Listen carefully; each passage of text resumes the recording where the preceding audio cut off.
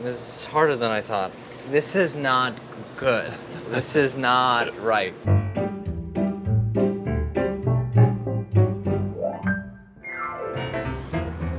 Hey, it's Andy. We're in Chinatown talking about Chinese food.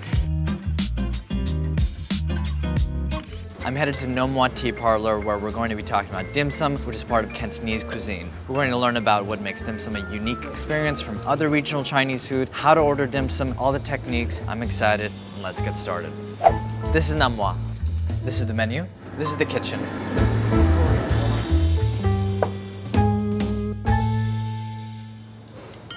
How's the light?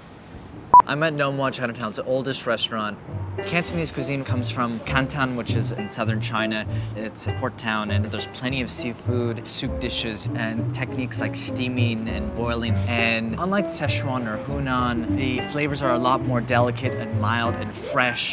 I feel very honored and lucky to say that I'm about to have a meal with someone who I've admired for many, many years, who's written so many incredible books on Chinese cuisine and who is become an activist. I'm very excited to introduce Grace Young. I'm so happy to be here, Andy. I know I'm gonna have a lot of questions today, and so what is dim sum for the people who might not be familiar? So dim sum is a Cantonese tradition, and the words dim sum literally mean dim is to touch and sum is your heart. It's just a wondrous array of everything from dumplings to small dishes to snacks with different textures, aromas, shapes. With plenty of tea. Plenty of tea, exactly. I call it actually Cantonese tapas. Lots of almost bites and snacks. The eating experience for a diner is just so thrilling. The noises, the plates, and you see the carts and an array of dishes, but obviously we're in a different scenario right now. We're eating outside. I don't think I ever imagined I would be having dim sum outside. At a distance. At a distance. It's always a group setting. Like a lot of people eating together and constantly talking. It's delicious chaos. Oh, I love that, delicious chaos. It's just weird in the time of COVID. I've never ever ordered dim sum takeout, but we've been doing that, right? Very excited today. I'm with Wilson Tang of Nom Wah Tea Parlor, a restaurant that's been in New York City's Chinatown for 101 years. You are the second generation in your family. Yes, my uncle has been running the place since the 50s, and he bought the restaurant and the business from the Choi family, who was the original founders back in 1920. Well, I'm curious here, like, what was your uncle's vision? A lot of times I remember as a kid growing up, this would be almost a social club. Dim sum traditionally is a breakfast lunch food. So around 2, 3 o'clock, when all the dim sum restaurants in the neighborhood shut down, it would be almost like a mass gathering here of all of his homies. And they would play cards, they would eat a little, and not only was he cooking, he was managing, he was running, the front of house, he was managing the kitchen staff in the back. When did you acquire, I guess, like ownership? Yeah, so I inherited the restaurant in 2010. So the business has really grown, from this one little restaurant to multiple locations in New York and Philadelphia, and even a couple of branches back in China as well. We are still very, very traditional with our ingredients, with our techniques, and that I don't think will ever change.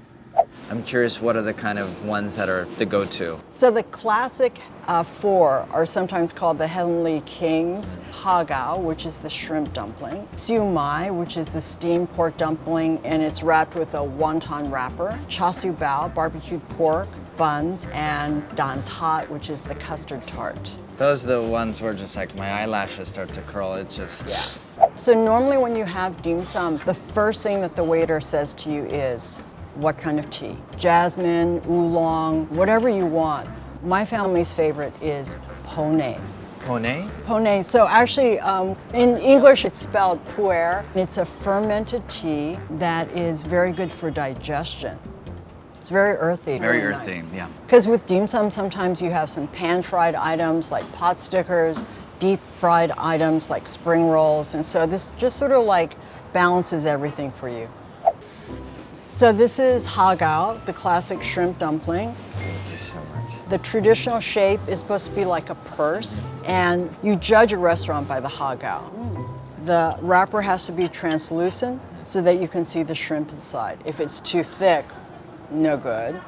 Hagao is definitely an item that takes a lot of love and care and practice to perfect. The more folds on the dumplings, the more skilled the dim sum chef is. So that is the iconic item in a dim sum restaurant. So this is the char siu bao, the steamed bun with barbecued pork in the filling. This presentation is more Chinese American style because it's a very big bao. When you go to Hong Kong, the baos are about like this big. This is our char siu bao, one of my uncle's old-time recipes. So this is basically AP flour, water, and dry activated yeast. Sugar? Yeah, a little bit of sugar, yeah. This has been proofed, and we're just gonna roll this into like a log. And then the filling itself. Pork tenderloin that we marinate and then put through the oven. And then the marinade would be Salt, soy sauce, light soy, dark soy, oyster sauce. Yeah. Yes. And then once it comes out of the oven and cooled, we finally chop it. And then we add onions, light soy, dark soy, sesame oil, a little bit of cornstarch. After it's rolled, you would essentially tear it. You flatten it. Nice little dollop. And then grip and turn. Oh, I like that. And then you take like a little...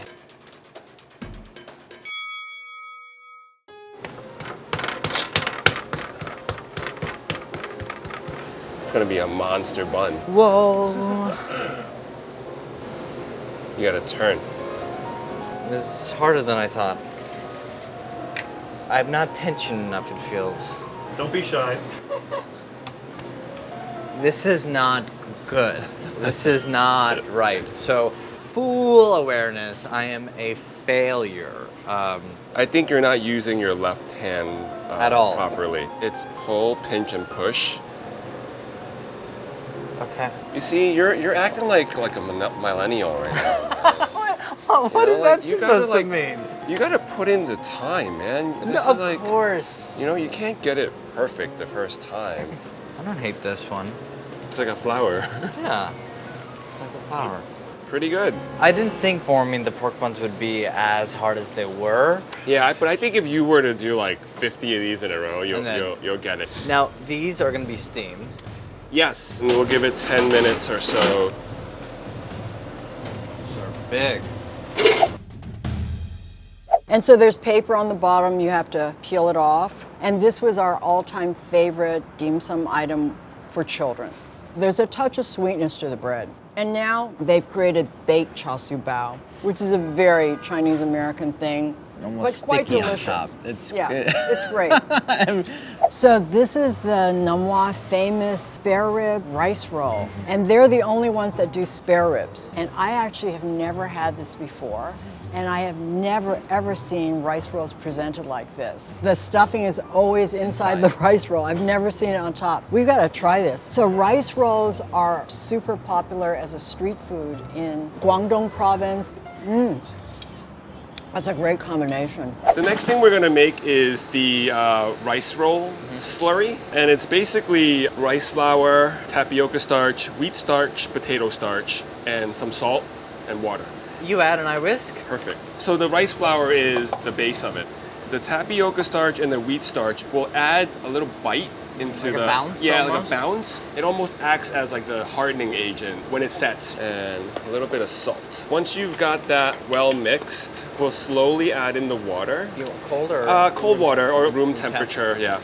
Okay, Yeah. great. Let's make some. Okay, let's do it. This is a very old school technique where you use a handkerchief, Like a dinner napkin. a almost, dinner right? napkin, but a little thinner. So the steam could come through. Yeah, you would wet this and then lay this on top. And mind you, this is extremely, extremely hot. I was gonna say, I'm like, how are you doing this? Yeah, and there's usually one Ladleful or- ladleful. So you want it to kind of really cover the surface. Yes, so it's already kind of cooking already right now. And from here, cilantro and scallion, and then you let it bubble up. And this is like about a minute. Right now it has scallions and cilantro, but it could be filled with. Oh, anything. We have shrimp. It could be beef, Chinese dough stick. Okay. You can crack an egg into it. Okay. There's so many different variations. Like you see, it's already changed colors, Yeah, right? so It's like like- transparent. Now it's cooked through and it's almost like a translucent color. So what you want to do here is pull this over, and then this will stick onto the thing And on this side, you want to oil this a little bit, regular vegetable oil. So that the rice roll won't stick. Oh, wow. You want to cut it. And So you cut it into thirds. Tastes amazing with just a little bit of sweet soy sauce, and it's ready to go. I'm very tempted to grab one now, but I'm gonna wait. You want to try? Yeah, I kind of want to try it. Let's try. You can really put so many different feelings. Oh yeah. We have beef if you want it. Beef? I can get you beef. No. I'll walk you through it. Lay it down. Okay. So, and then I'm just gonna give this a mix. Nice and easy. Okay, and remember, it's starting to cook already. Yeah, this happens a lot faster. Very fast, yeah. So my mom loves it with the beef and also the herbs. So how much? Yeah, that's good. And then you can just use your finger and spread it across. And then, yeah, there you go. Pull. And then fold it over just slightly in the front. Like here? Or just, here. Yeah, lift it up and then bring it over. It's not gonna fall off, don't worry. Okay. Slap it down. No, the other way. Oh, yes. Now with the scraper, gently peel. Yes, there you go. You're doing great, Andy. I mean, I would have been done 10 minutes ago, but I know. you're fine. Perfect. So, okay, cut it and roll. We just roll it over? Yep. I think maybe I overcooked it. Oh, yeah, you totally did. Yeah. But it's fine. Cut it. But you had so many. You had like 9. These are giant. You tricked me. I should have gotten like 9 pieces and I got 3 instead. They're not as delicate as yours. That's for sure. Well, it's your first time, so you got to practice again. Put some soy sauce on it. You want me to cover it up?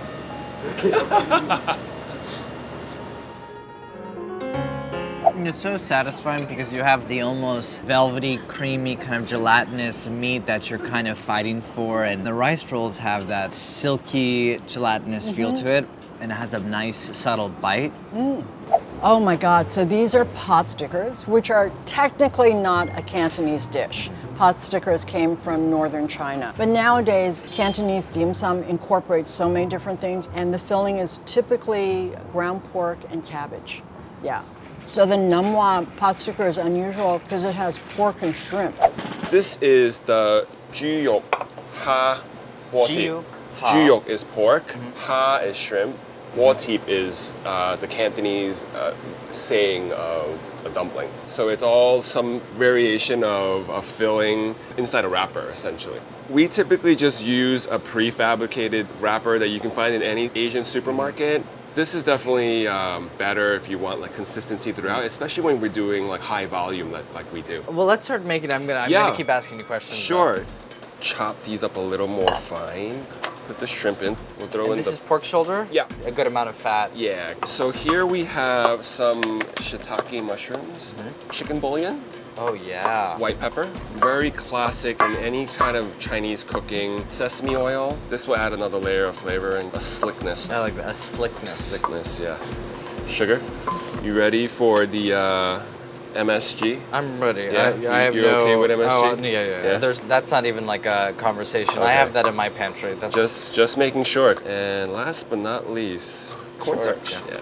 Come on, get in there. You gotta Yeah, like. I mean, come on. I am. All right. There you go. You would just put like a dollop. Wet the edges. Try to get all the air pockets out, Yeah. right? Is there a goal with how many pleats or? 8 is a lucky number. I think the main goal is to make sure it's tight so that when you cook it, it doesn't like fall apart. But Judging you're that's pretty good. Wow. God, See now we can see who the artist is. No, it's definitely you. I'm so. That's so awesome. embarrassed. That's like a new shape. I like so that. much You get a more. passing mark from me, but Passing. So you want to battle or something right now? No, I don't want No? to battle. Okay, just checking. Why'd you stop talking to me? Like you had to like. Sorry, I had to go. Jeez, I went man. into like this kind of Zen, higher like a zen moment. Dumpling forming. It was. We did a pretty good job. I think we did okay. I'm gonna throw it onto this steamer. We'll give it 10 minutes. So, Andy, these are fully cooked. And what I would do is pan fry them. I like the flat bottom just because it gets the most cooking area. Get that seared, and then it's ready to serve on a plate. You wanna take the rings over? So these will take like maybe a minute. Yeah.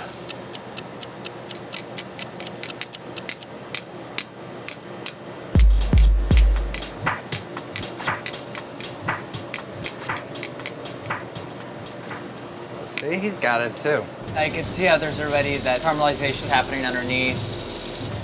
Yeah. That feels right. I love the kind of speckled nature you get from when it's pan fried. How's that look?